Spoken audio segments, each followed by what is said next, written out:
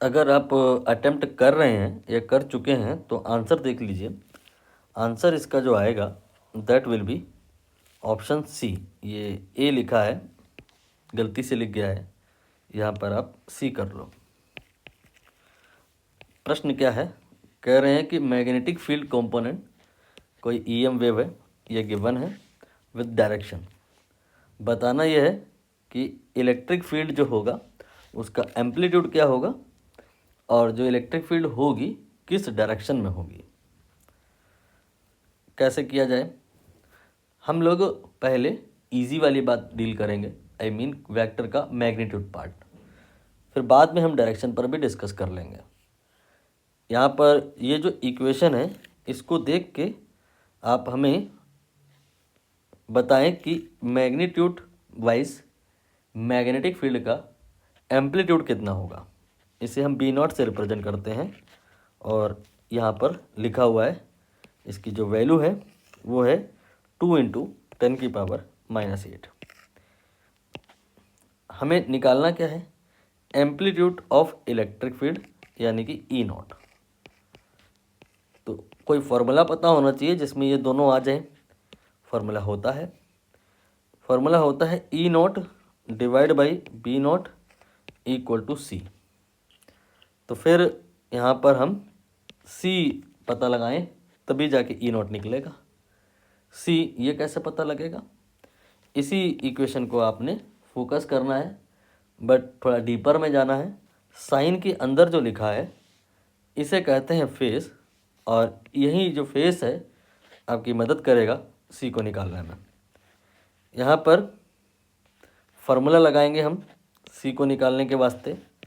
क्या होता है formula, coefficient of T divided by coefficient of x. Magnitude wise निकलेगा ये। हाँ, एक बात मैं यहाँ पे ये क्लियर कर दूँ कि यहाँ पर सी हमें पहले ही पता है कि 3 × 10⁸ होता है और वही आ भी जाएगा, बट फिर भी आप निकाल के एक बार देख जरूर लिया करो, क्योंकि हो सकता है ये जो इक्वेशन दी हो उस वाली ईएम वेव की हो जो किसी मीडियम में हो। तो फिर जो यहाँ पर स्पीड आएगा वेव का या ईएम वेव का वो 3 × 10⁸ नहीं आएगा। तो मुझे पता है इतनी देर हम सी निकाल रहे हैं, क्योंकि प्रश्न में ऐसा कहीं लिखा नहीं था इन्होंने कि ये फ्री स्पेस में है वेव या मीडियम में है। So we have to calculate that. निकालते हैं। टी का जो कोफिशिएंट है ये आपको दिखाई दिया होगा 1.5 × 10⁻11, और एक्स का कोफिशिएंट ये भी आपको दिखाई दिया होगा 0.5 × 10⁻3। दोनों को डिवाइड कर लीजिए और अब आप सी निकाल लीजिए।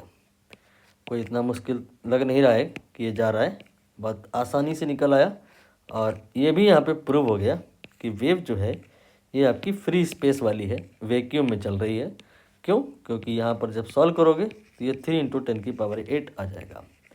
और अब आप इस सी की वैल्यू को यहाँ रख देंगे और ई नॉट निकाल लेंगे। तो e naught will be b naught multiplied by c. b naught here is 2 × 10⁻⁻8. c here is 3 × 10⁻8. so it will be 6.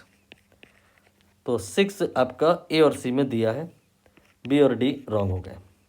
अब ए और सी में ये कौन सा, इसके लिए हमें इस प्रश्न का मुश्किल पार्ट डील करना पड़ेगा, डायरेक्शन समझनी पड़ेगी।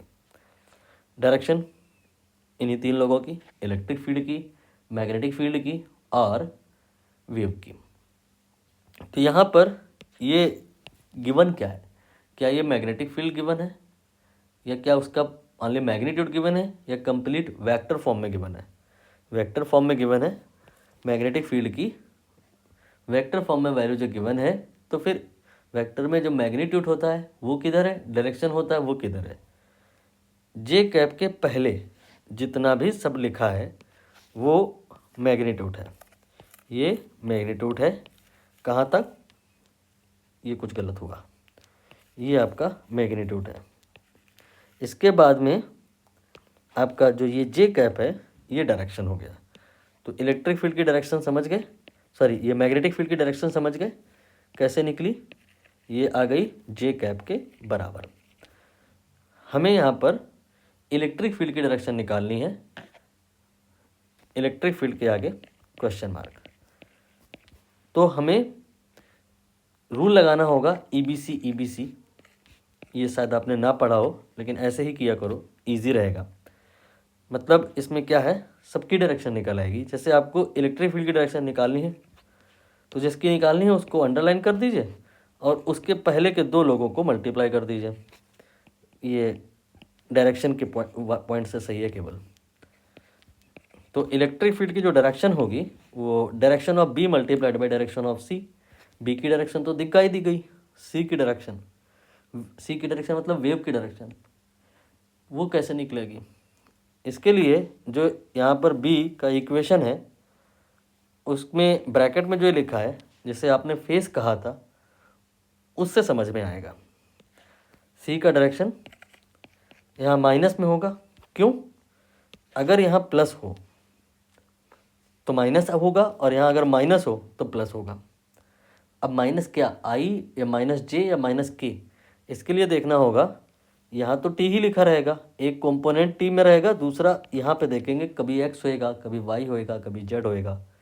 जो अगर एक्स है तो यहाँ पर आई लिख देंगे, वाई होता तो जे लिख देते, अकॉर्डिंगली जो आप चाहें कर सकते हैं।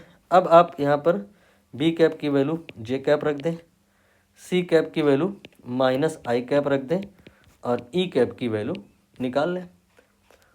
तो कैसे करेंगे, यहाँ पर हम इस माइनस को प्लस कर देंगे, क्यों? क्योंकि इंटरचेंज कर देंगे आई और जे को, ये क्रॉस प्रोडक्ट का रूल होता है।